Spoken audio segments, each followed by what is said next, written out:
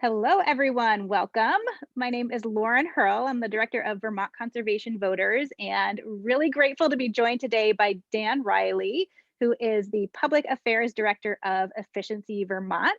And Efficiency Vermont is the state's official energy efficiency utility, and they are not an advocacy organization like you often hear from with us, but they do a lot of really important work. And we're really excited to hear today about some of the energy efficiency and weatherization initiatives that have been under a lot of discussion at the State House this year. So I'm just going to turn it right over to Dan to get that update, and then I'll wrap up with some updates on transportation and a couple other things going on. And why don't you take it away, Dan? Thank you so much, Lauren, and greetings, everybody. And thank you so much for your time. Again, I am the Public Affairs Director for Efficiency Vermont. So I'm in the State House, or the virtual State House, as it is these days, just tracking the discussion on weatherization.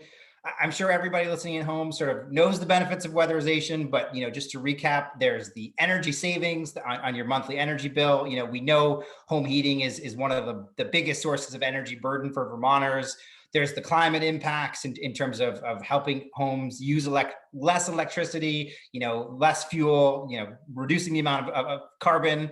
And then there's the health and safety impacts as well in terms of air quality and healthier homes. So we are big proponents of weatherization here. We're very glad that this issue is at the forefront and it's being discussed now in the State House.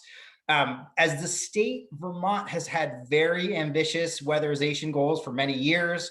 We set a goal of weatherizing 80,000 homes in Vermont by 2020, and we fell far short of that. We know this work is hard, and throughout this debate, we've really talked about there's three legs of the stool of doing this work. These projects are expensive, and on the average project we see is about $8,000, which is out of reach for a lot of Vermonters. And so we really look at this as three legs of the stool in terms of making sure there are direct incentives to help pay down the cost, especially for low to moderate income Vermonters, to make these upgrades more affordable.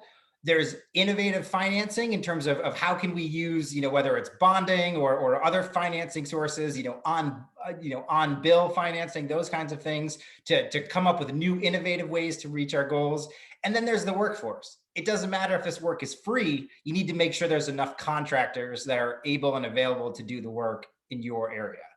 And that's why in the State House, in the version of the budget that just passed the House last night, we were very encouraged to see a lot of funding for weatherization using these newfound federal dollars. That's part of the discussion.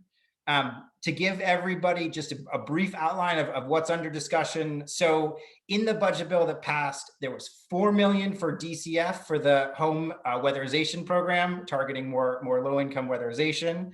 There was $9 million to the Vermont Housing Finance Agency to look at innovative new financing mechanisms to find ways to increase the amount of available capital.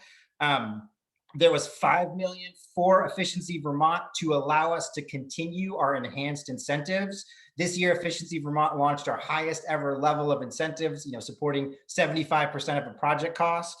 We saw 118% income in moderate 118% increase, in moderate income projects between 2018 and 2020 with these incentives. We know it works. We did double the amount in those moderate income homes that don't often qualify for the lowest level of incentives, but can't quite afford to do these projects on their own. So we're really excited for that.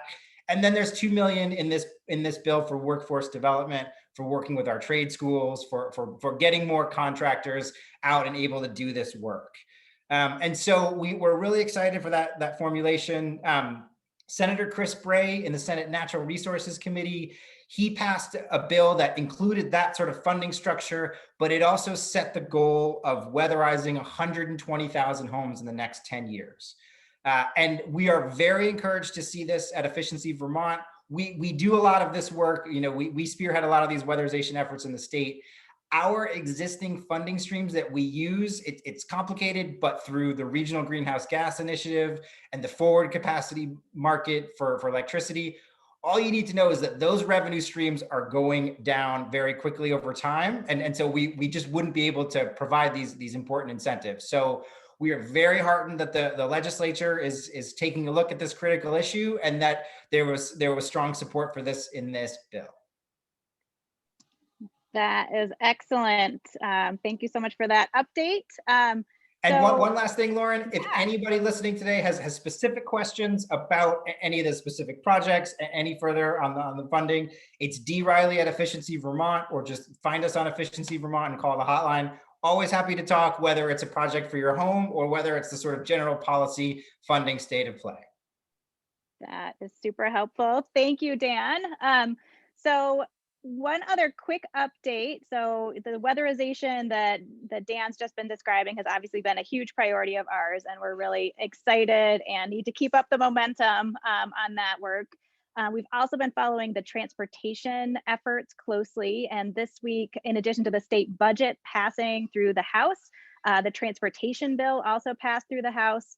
And in there was funding for a range of initiatives that had been part of a push that early on had been packaged up as the Transportation Modernization Act. That included new incentives for, or increased incentives for new electric vehicles, funding for multi-unit dwelling charging stations. So getting at apartment buildings and so on, making sure that we're getting charging stations across the state. There were incentives to help lower income people access affordable, high efficiency, new and used vehicles through the Mileage Smart program. There was a commitment to fare free public transit through July of 2023, which is really exciting, and we hope that continues on. So some great stuff in there and important initiatives to build on. You know, we have this opportunity with the federal stimulus money to jumpstart some of these programs, and we really hope that as they prove successful, that we are finding long-term sustainable funding to keep the momentum up and do the kind of work that we know we need to do. So those are the key highlights for this week. And every week we end, as you know, with a call to action.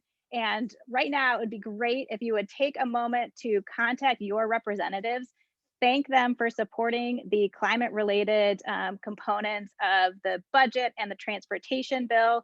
So increased funding for weatherization and for helping more Vermonters access the clean, accessible, affordable transportation solutions. And that we're going to need to keep up the pressure and keep up the focus on these initiatives so they stay as the budget and transportation bill continue to move through the process. So thanks for all you're doing. Keep in touch with us. As Dan said, reach out to him, reach out to us anytime to stay updated and how you can be helping with these important initiatives. And we will be back with you next week for the newest update. So have a great weekend and we'll talk soon. Thank you.